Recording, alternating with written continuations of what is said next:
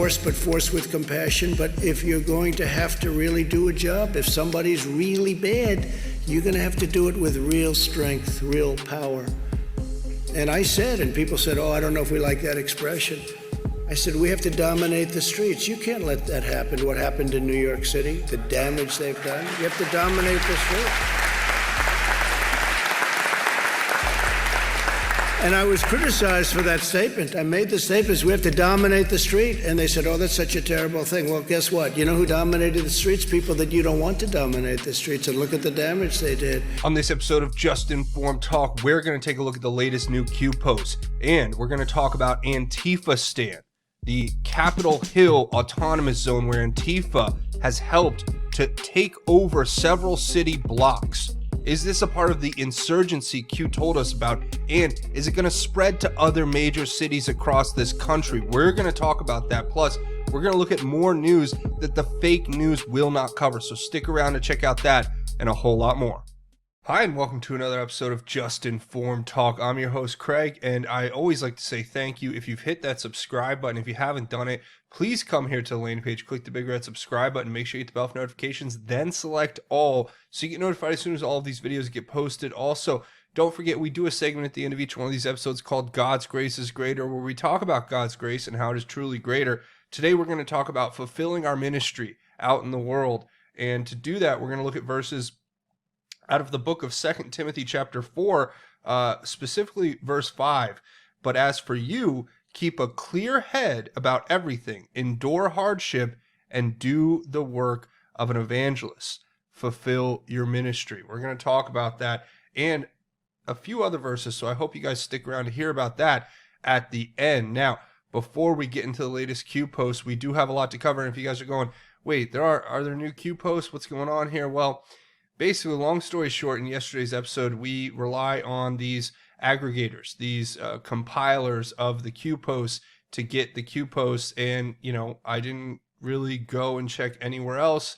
And I noticed later that basically we had missed, I don't know, roughly 4 or 5, maybe 6 QAnon posts from yesterday's drop. So I want to go back, cover those. Then we're going to get into the major news that's happening here today with Antifa Stan, you know, this Chaz, Capitol Hill autonomous zone, what that means for us, and is this a part of the insurgency that Q warned us about, and is this going to start happening in other major cities across the country? And then you're also going to want to stick around because we have this incredible indictment or case that was just put out by the DOJ about a spokesman for the DEA who was pretending to be a CIA agent and actually had politicians backing up his story to extort millions out of these small businesses and to medium size corporations inside of this country. It's a crazy story. It just came out today.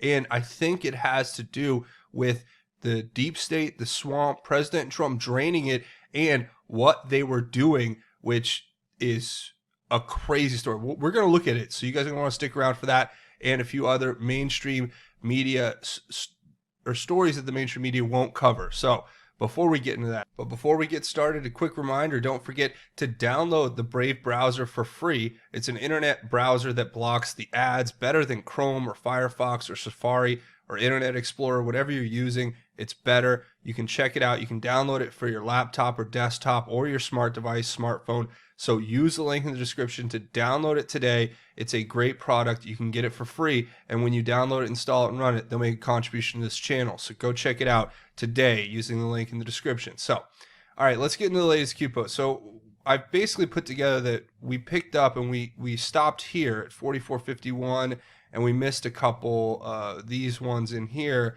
and then we covered these two. So the ones that we were missing basically were these 6 posts right here. So we're going to go through those, and then we're going to talk about some major news stories that are happening today, and that's where we're going to go ahead and wrap it up with our final segment. So let's jump right into it.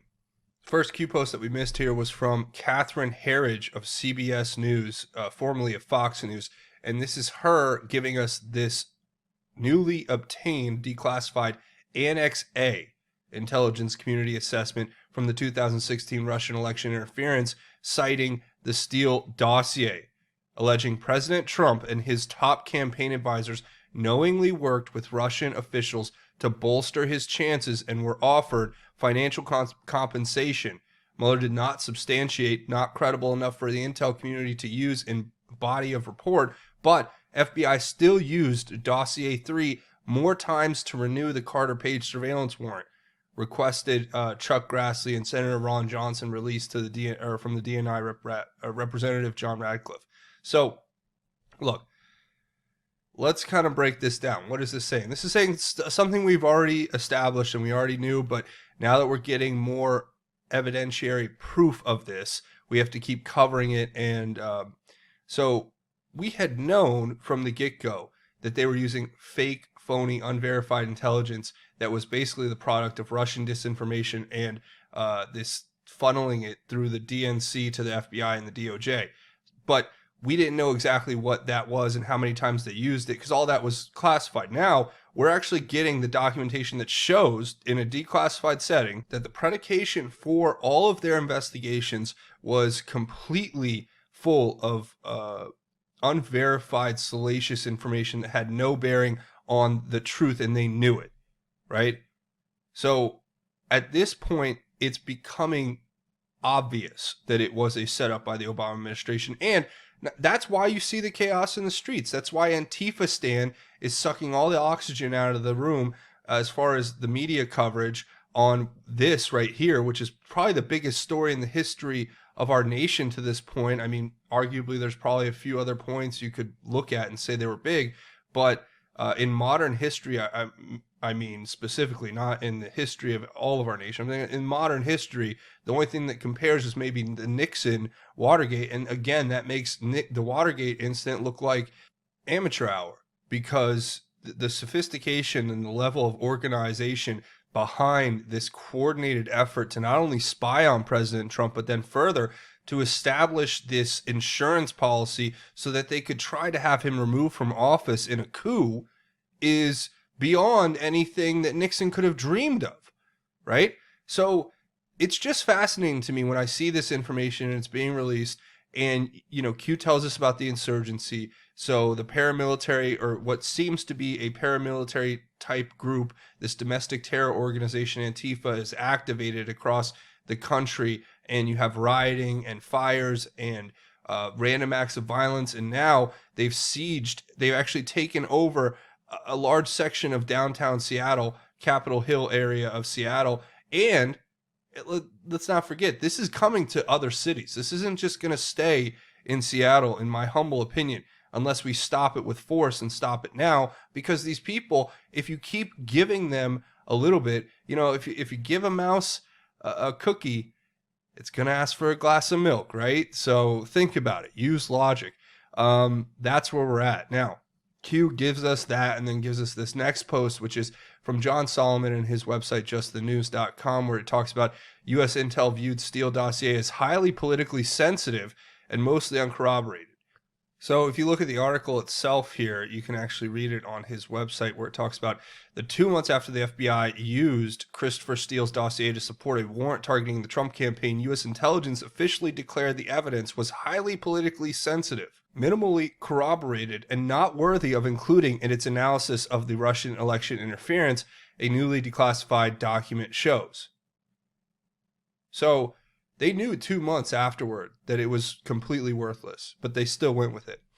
The so-called Annex A of the official Russian election interference intelligence community assessment was declassified this week by Director of National Intelligence John Radcliffe, providing the most definitive proof to date that the U.S. intelligence in December 2016, as President Obama was leaving office, was wary of a dossier that was essential to the FBI probe into now disproven Trump-Russia collusion. Quote, an FBI source using both identified and unidentified subsources volunteered highly political sensitive information from the summer to the fall of 2016 on Russian influence efforts aimed at the U.S. presidential election. We have only limited corroboration of the source reporting in this case and did not use it to reach the analytic conclusions of the CIA, FBI, NSA assessment. The appendix stated the intelligence community assessment also warned that Steele appeared to have leaked his information to the media just before President Trump was elected, November 8th, 2016. So they knew. Quote, the source's reporting appears to have been acquired by multiple Western press organizations starting in October, the annex stated. The annex confirms Republicans' long-held suspicions that the intelligence community saw the Steele dossier as suspect, even as the FBI portrayed its allegations as verified to the FISA court starting in October of 2016. And then they give a link to the document there. I'll leave a link to it if you want to read the document itself and everything. But look, you can't argue with the information that's coming out here, so they have to distract you. They have to pull your attention away. That's what you're seeing right now with this Antifa stand and all that stuff. I mean, I'm telling you, that's exactly where we're at. So the next one here is this Tucker Carlson opinion where it talks about, we were lied to about coronavirus and the mass lockdowns, and here's the proof, right? So you can watch the video. It's a 10-minute video. You know, Tucker has been on fire lately. They're actually threatening to cancel him. All of his advertisers are pulling because he's not afraid to actually speak the truth. Now, I don't agree with Tucker on every single issue, but I'll tell you right now, he is one of the few people on TV right now who tells the truth and tells it as it is and asks the right questions and is consistent in his logic and the way that he approaches each subject, which is something you can't say about 99% of the rest of the fake news out there. So I will say that in to Tucker's credit, I think he does great work. Like I said, we have to defend the right to free speech. I've said this a million times before, but we have to keep doing it, and especially when they try to take away these voices. But I'll leave the link if you guys want to watch it, and yeah, you guys can check that out down in the description. If you want to watch the full video, I really recommend it. And Q obviously wants us to point to it, but says, quote, from what we just saw there, it has the transcript and the video if you want to watch it. So it says, quote, from the transcript, we were all played. Corrupt politicians scared us into giving up control over the most basic questions in our lives. At the same time, they gave more power to their obedient followers like Antifa while keeping the rest of us trapped at home and censored online. Q says, virus or election? Virus or excuse to push vote by mail? Q. Yeah, we're just inconvenient. People who are patriots, who love this country, right, who live in that flyover country between New York and Los Angeles, those people, right, they don't matter to these elitists, to these globalists, to these leftists. They only care about the woke progressive mob, and they will trap you, put you under house arrest in your house. They will start censoring your opinion, digitally burning your information online, book burning, if you will. And all they care about is regaining power. So this is all about the election. This is all about vote by mail. And they are just happy to be a part of any type of tragedy or calamity that they can latch onto to try to bring about the change necessary to remove President Trump from office. So even if they're not planning it, they're definitely a part of the plan, right? So that's the problem. That's what we face as a nation. We need to get away from that. We need to get back toward justice, law, and order, funding the police, not defunding the police, not removing the one thing that's left standing between society, civil society, and chaos and disorder and anarchy. I mean, these people want to destroy the system. And I've said this 1,000 times, but I'll say it again. They want to get rid of law and order because that's the only way that they are going to get away with the crimes that they committed against this country that we're exposing, is by getting rid of the actual judicial system and getting rid of the cops that would come arrest them and getting rid of the systems that are in place to make sure that we have due process and the execution of law in the United States, where it's a single-tiered system and not a two-tiered system where you can just buy your way out or have the political connections to get out of being held accountable for committing these mass crimes. That's what this is all about. And the election and vote by mail, they have to get power back. So anyway, the next post here, Q's pointing us back to this post that we saw right here, right, where it talked about the NSA tweet talking about, we began the ability for us to defend the presidential elections, not today, not 6 months from now. We began it the day after the midterm election. And then it has in the red box here circled the day after the midterm election. That's what this one is right here. And then, of course, it's got this President Trump's perfect congressional endorsement record of 73-0, right? And it says, what happens when Democrats can no longer cheat electronically, push vote by mail? What event was necessary to provide cover for push? Oh, COVID-19.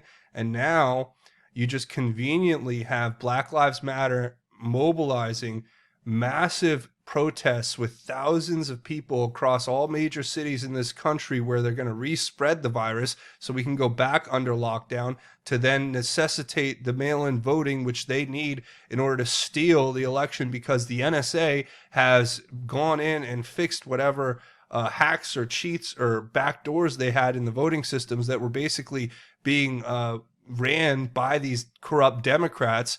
The companies, in a lot of cases, are connected. The ones that develop the voting machines are connected directly back to major Democrat campaign donors. So, yeah, this is what it is. They know they can't electronically cheat and steal, so they know they have to have the mail-in ballots. They have to be able to do the ballot harvesting. They have to be able to dump, to copy and to cheat and to do anything by any means necessary, as a lot of them will say. Right? You've heard this, BAM, B-A-M-N, by any means necessary. It's a group. It's like Antifa, right? The same type of ideology. They really believe that they will do anything necessary. So you think that they won't cheat? If they're willing, if they say that that's their credo, I mean, I'm asking the question. So that's where we're at, right? And now they had the riots, and they had all of these people living in shanty towns with no hygiene and close proximity in major cities across the country, starting in Seattle, will probably be coming to other major cities. That'll cause more spread of the virus, which will then be used as an excuse to put you back under house arrest, to take away your job, to take away your ability to earn an income, and to put you into this position of subjugation until they regain power, where then it's going to get a heck of a lot worse. You can mark my words on that. So the next post here, Q, gives us this Judiciary Senate post, which talks about Chairman Graham announcing his committee. We talked about this briefly yesterday in yesterday's video, but Chairman Graham announcing that the committee is to consider subpoena authorization related to oversight of FISA process for Crossfire hurricane investigation. And apparently this passed 12-10. Q lets us know here, saying the committee approved it 12-10, and then it gives us this Axios article talking about this. We looked at this specific article yesterday, talking about the Senate Judiciary giving Graham sweeping subpoena powers in review of the Russia probe. So I guess Graham says he's going to come out and start dishing it out on these witnesses, start calling the witnesses, get them on the stand. Okay, great, let's do it. I'm ready. But Q wants us to look at the specific part of it here, where it says why it matters. It says Graham now has sweeping authority to subpoena documents and more than 50 individuals related to the Russia investigation, including the former director James Comey, former CIA director John Brennan, and director of national intelligence James Clapper. And that's great. That's great. But we know where this originated. This came from the top. So let's just be honest about it. Brennan, Clapper, Comey, that's going to be a good start because they were at the top. But we know where it went from there. So whether they concocted it and presented it and it was approved by the administration or the other way around, we want justice, okay? And that's where I'm going to go ahead and just leave that part. But you guys can let me know what you think down in the comments below. And then the next one here, and Anon says, finally, now we can have real hearings instead of sham scam hearings in the Democrat-controlled House, which if you've turned on any of the hearings they hold in the House now with the Democrats in control, it is unfathomable. And we have to make sure we win the Senate again, and we have to make sure we win the House again. And if you guys aren't registered to vote, go get registered to vote. And if you're not supporting your local congressman or your state senator, you need to start supporting them, making donations, going door to door, whatever you have to do. Because if we let these people win, it's not going to end well for anyone. So we have to win fair and square, legally and lawfully, but we have to win. Q says, logical thinking, do you hold hearings before or after select items declassified? How do you exert maximum pressure publicly? Senate was the target. Q. So look, I think ultimately what Q is saying is they're waiting for these interviews, these testimonies, because they had to get all this evidence out there so that the senators, it was declassified, so the senators could publicly ask the questions of these individuals, saying, look, we have this declassified Annex A that shows that you knew at this time that everything was false and unverified, yet you still went forward. Explain yourself. That's going to be what they're going to ask Comey and Brennan and Clapper. And I'm sure they're going to say things like, I don't remember, I don't recall. there was a lot happening. It's all very hazy now. A lot of vague legalese just to keep themselves from having culpability or liability for their actions. And the lawyers are going to instruct them very specifically on how not to incriminate themselves, which they've become experts at over the years anyway. So you're not going to hear much from them, which is the unfortunate part. But I hope these investigations actually yield results and yield indictments, and that these people actually stand trial and face accountability for what they did. They know what they did, but we want to prove it legally and lawfully in a court of law with due process. And people say that that's naive to trust lawyers. Well, that's our system, is laws and order and the rule of law. And we have to try to maintain that and restore that. We can't just let our country slip into either this anarchy of the left or a hard military dictatorship. I mean, we are the United States of America. We're a beacon of hope for the rest of the world. We are a nation that is exceptional. We are a nation of law and order, and we are a nation of prosperity. We want to preserve that prosperity and that freedom that is intrinsic to being American. So that's why we have to fight for this, and we have to expose it. So finally, we looked at these two posts already in the last video, so I would encourage you, if you haven't yet, go back and watch this video if you want to get more information on the posts that we did. I know we did them out of order. I apologize for that, but a few more news stories that I wanted to cover before we go. This right here, Garrison Courtney. Now, this is the story coming out of the Department of Justice just yesterday, talking about this former DEA official who's pleading guilty to this elaborate $4 million fraud scheme. Now, this story's incredible, okay? This guy was a spokesman for the DEA. He went around to multiple different companies and convinced them to hire him and pay him to be a corporate liaison to the CIA, right? This is the real story. And he actually got public officials who he knew to go along with this scheme, and then he held meetings in SCIFs, secure compartmentalized information facilities, with these companies. And he lied to them and told them that they were going to get paid back by the government. And he told them and he made them force them to sign NDA, non-disclosure agreements that looked like they were from the government, saying they couldn't talk about any of it. And he also, get this, fraudulently claimed that he worked as a private contractor at the National Institute of Health Information Technology. The same National Institute of Health that we've had all these problems with this virus. Well, it turns out that he is now basically coming up on charges of defrauding at least a dozen companies for over $4.5 million or $4.4 million by posing as a covert officer of the CIA. So, look, I'm just speculating here, but I would say that this could be, because the time frame 2005-2011, or 2005-2009, I should say, could be, a part of the swamp, a part of draining the swamp. President Trump is exposing this. This guy could have been working for the corrupt CIA at some point or another, right? Running this racket, the scam to get more black money for their operations. But they can't come out and publicly say that. So they got to say, oh yeah, he's this defrauding people. He's lying. It's an elaborate cover. Well, if you actually read this story, I'll leave a link to it, but it's insane. Here, I'll read the part that really got me. It says here, Courtney also convinced several real governmental officials that he was participating in this task force, explained that they had been selected to participate in the program, and then used those officials as unwitting props to falsely to burnish his legacy. For example, he directed his victims to speak with these public officials to verify his claims, and separately instructed the government officials as to exactly what to say. Courtney thereby created the false appearance to the victims that the government officials had independently validated his story, when in fact the officials merely were echoing the false information fed to them by Courtney. So there is way more to this story than I think meets the eye right now. And when I saw this, I was like, it blew my mind as I read through it. And this just came out yesterday. So I thought I'd share it with you guys, and hopefully we'll dig a little deeper on this. But here's a picture of him in case you're wondering what he looks like. And another story. This is crazy. So just today, Chinese military officer was arrested after trying to leave the U.S.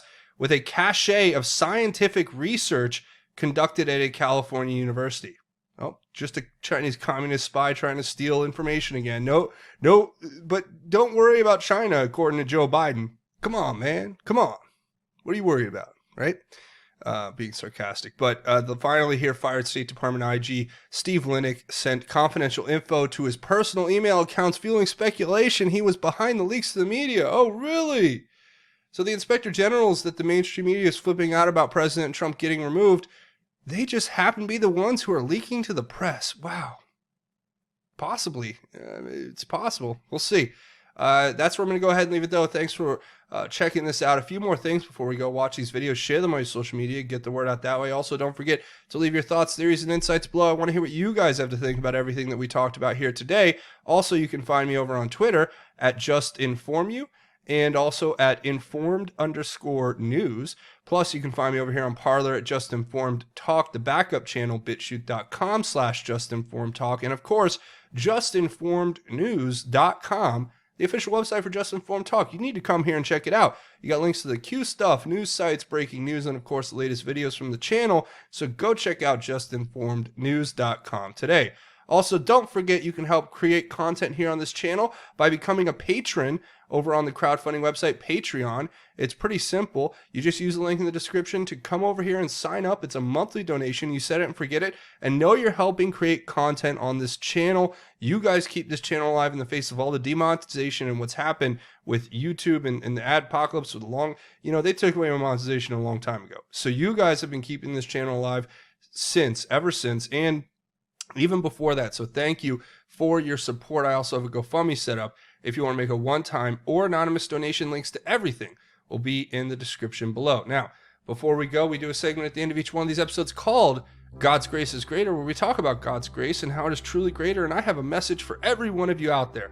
And it's a message of joy and hope. And it's a message, well, let me just read it. It's out of the book of 2 Timothy chapter 4, verse 1 through 5. And I'm going to share these words with you. It says, "Before God and Christ Jesus, who is going to judge the living and the dead, and by his appearing in his kingdom, I solemnly charge you, proclaim the message, persist in it, whether convenient or not, rebuke, correct, and encourage with great patience and teaching. For the time will come when they will not tolerate sound doctrine, but according to their own desires will accumulate teachers for themselves because they have an itch to hear something new. They will turn away from hearing the truth and will turn aside to myths. But as for you, keep a clear head about everything, endure hardship, and do the work of an evangelist, and fulfill your ministry." So that's my message to you. I think the message is pretty clear here. It's reminding us that we need to fulfill our ministry. We need to persevere, whether it's easy or not, right? It says, whether it's convenient or not, rebuke, correct, and encourage with great patience. That means we have to be understanding. We have to be patient with our brothers and sisters, especially those right now who are so lost, who are so far from what we know is the way, the truth, the light, Christ. We have to help them come back. I know it sounds impossible in some cases and extremely difficult in others, but it's what we're meant to do. We're meant to help one another. We're meant to live righteously. We're meant to treat other people kindly. We're not meant to live in this state of paranoid fear and division. We are meant to come together, and I hope you guys remember that and share that with your family and friends and live that way outwardly so that we can help bring other people back to Christ and back to the faith and back to understanding that their eternal salvation is what's most important. And if we just put our focus on that and then doing the right thing and living righteously and doing unto others and doing the right thing when no one's looking and helping each other, that these are the things that will save us. That's how we defeat this evil. This is how we win. This is how we overcome. So that's my message to you. Share that with your family, friends, and loved ones. And I'm going to end it with a really quick prayer here. Dear Lord and Heavenly Father, be with everyone, all of us together. Help us to overcome this evil. Help us to come together in reverence towards you, to live humbly, and give us the strength and courage and wisdom to live righteously and to give our lives over to Jesus. We thank you for this day and all days. In Jesus' name we pray, amen. All right, so that's where I'm going to go ahead and leave it. Thanks for watching. Remember to come here, click the big red subscribe button. Also, don't forget, hit it, punch it, tap it, hit the like button if you guys like this content and want to see me make more. That's going to be it for me. Thanks for watching Just Informed Talk. My name is Craig. Godspeed and God bless each and every one of you, Patriots.